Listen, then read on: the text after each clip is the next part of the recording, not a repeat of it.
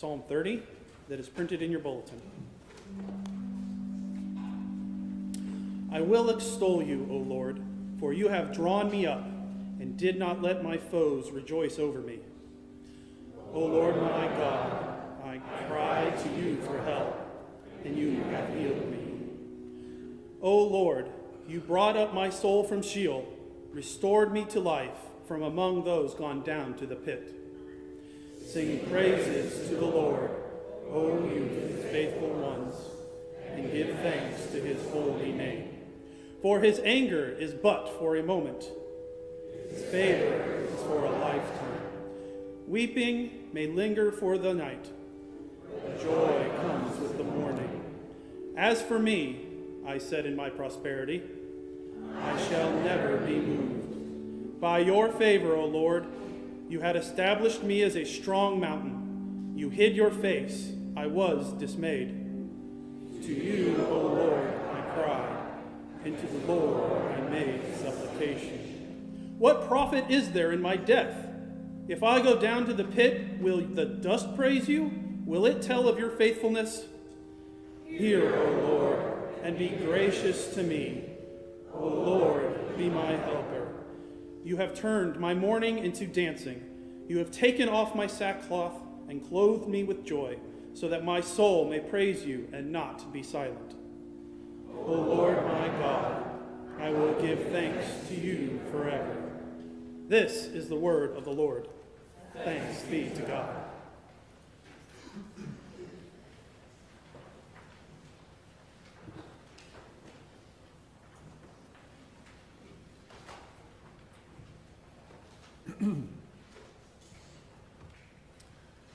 I like to think that I do not like typical Hollywood endings to movies.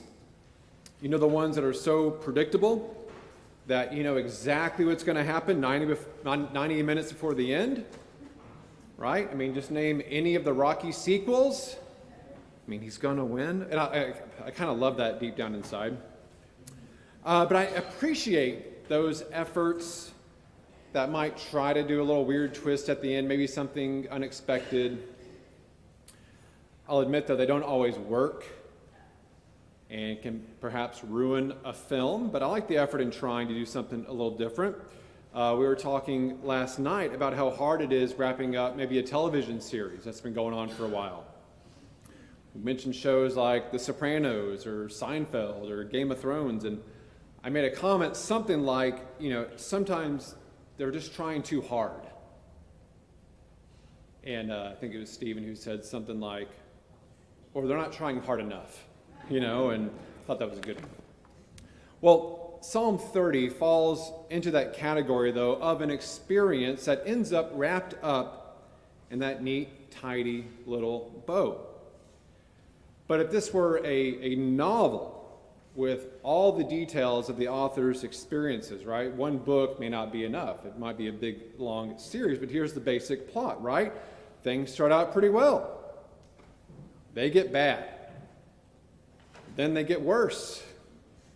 But at the end, everything's resolved happily ever after.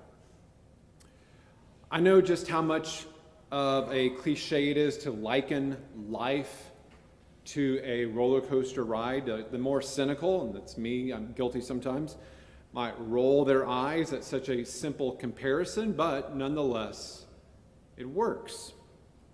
There are ups and downs. Sometimes you go backwards.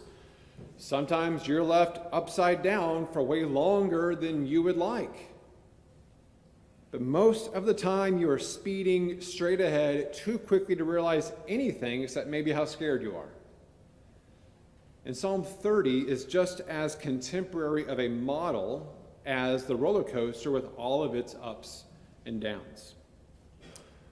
The psalmist shifts from trouble to relief and thanks at least 4 times in just 12 verses. Right? In the text, we read of rejoicing, crying out for help, thanksgiving, anger, weeping, joy, pride, hiding, dismay, supplication, praise, mourning, and dancing for joy. We ride this roller coaster of emotions, bouncing from one to the other, yet never lingering too long at any one point. And that sounds kind of like real life to me. When we find ourselves in the same boat, we have to make the same decision that the psalmist did. Do we choose to trust and hope in God or wallow in despair? Now, under normal circumstances, that sounds like an easy choice, like we know the right answer on that test. When things are going smoothly and just as we would like them to, it's easy to trust in God. Unfortunately, when things are rolling the way just how we'd like, though, usually God does not get the credit he deserves. I think we're a lot like the psalmist in verse 6. Right? As for me, I said, in my prosperity, I shall never be moved. I'm going to read a little bit of haughtiness into that, right? We're pretty quick to pat ourselves on the back for the things that we have accomplished. And then life throws the curveball. Or as John Lennon sang, life is what happens while you're busy making plans. We find ourselves in the loopy-loops of that roller coaster. And it's in that point that we tend to ask God, why are you doing this to me? Right? We can feel distant. Perhaps we feel abandoned. We might feel like we are receiving God's judgment for something maybe we did decades ago. But when it comes to God, Isaiah chapter 65 tells us that we belong to a God whose eagerness to be sought is infinitely greater than our seeking, and who will answer even before we call. Karl Barth embraced this theology when writing about the doctrine of creation, when he wrote that we and everything that surrounds us was created because God so greatly desired to be God with and for us. And God desires to be sought through our prayers. Now, have you heard of any other deity in all of history or the human experience that yearns to be with us so deeply? Our God is unmatched. So if we say and we know that God never distances from us nor forsakes us, then why do we at times feel so far away and maybe even unforgivable in those lowest moments of life? The psalmist describes God's judgment much like maybe a wise and protective parent who seems to let us go our own way and achieve what we desire from our own will. God lets us figure out that what we have been seeking is not what God desires for our life, and lets us learn, sometimes the hard way, that our self-centeredness is self-defeating. Right? So our sin, our pride, our going our own way is what creates that perceived distance. When we divert from the path that God has set before us and we go our own way, then it's no wonder that we might feel a little distant from God. But one habit of the psalmist that we should always imitate is to repeat to ourselves all the times God has guided us from despair to thanksgiving. The act of remembering is a strong spiritual practice because we're prone to forget such things and we dwell in the moment.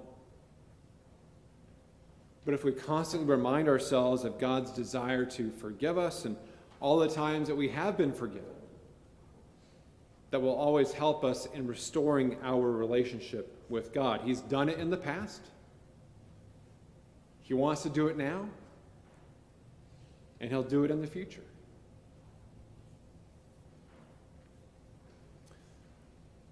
A person's character can be pretty well defined by how we act on various points of that roller coaster of life, right? How do we act when things are great? How do we act when all things appear to be lost? This is where I think athletes are a great example. And before I get too deep into sports, and that isn't your thing,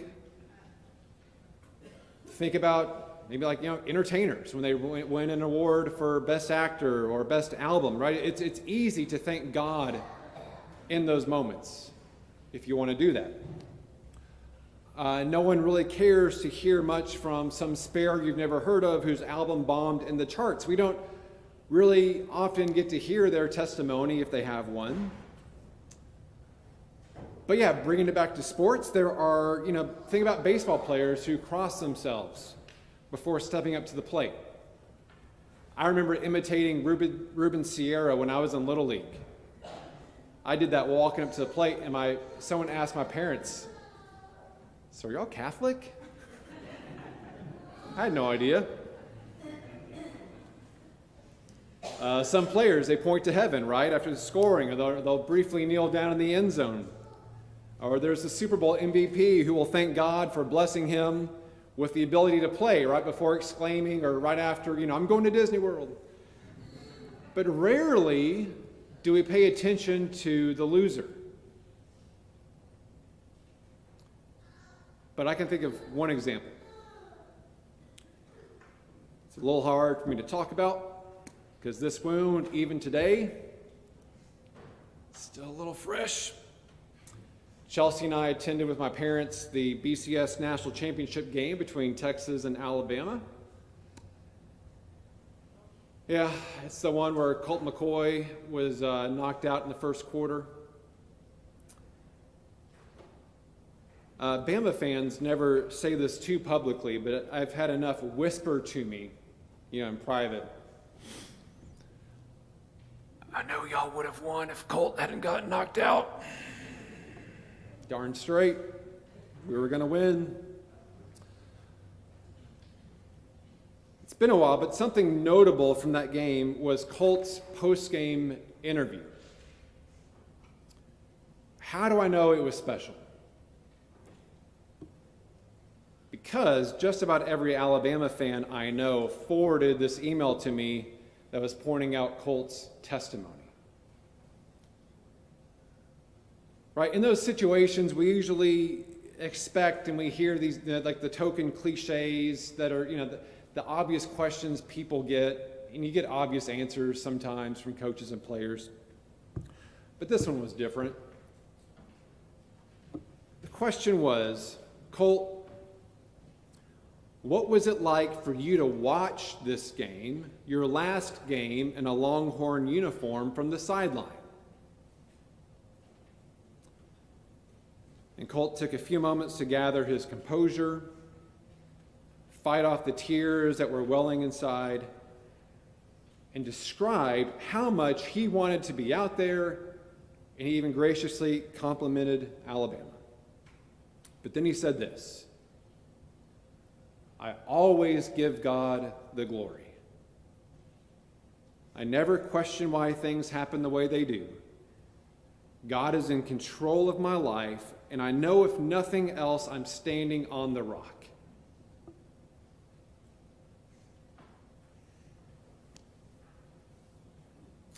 Soon after that, some colleagues of mine attended a breakfast where Colt was supposed to speak. He was sick and unable to make it, but his father, Brad, made it and spoke, and the topic of that interview came up. And Brad said after the game, friends were calling him, praising him for what Colt said. But Brad just wasn't sure what Colt said. So afterwards, he went up to him and asked, "What in the world did you say out there?" And Colt couldn't remember exactly. But Brad said whatever he said, it was the Lord speaking for him. I'm not going to question if that's what really happened or not, but I can guarantee one thing: that was not the first time he ever said out loud or to himself that God is in control of his life.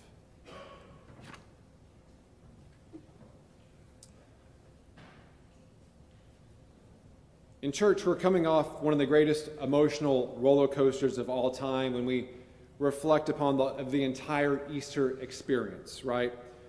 especially with the highs and lows of Holy Week leading into Easter Sunday. When we think about the week that Jesus taught us how to gather together, give thanks, break bread, and to do it in remembrance of him. Remember, he taught us that. That's why it's so important. When we repeat those good things, like the psalmist did, and yes, even like Colt did, it will surely carry us and perhaps even speak for us in the toughest moments of our lives. It's the name of the Father, the Son, and Holy Spirit. Amen.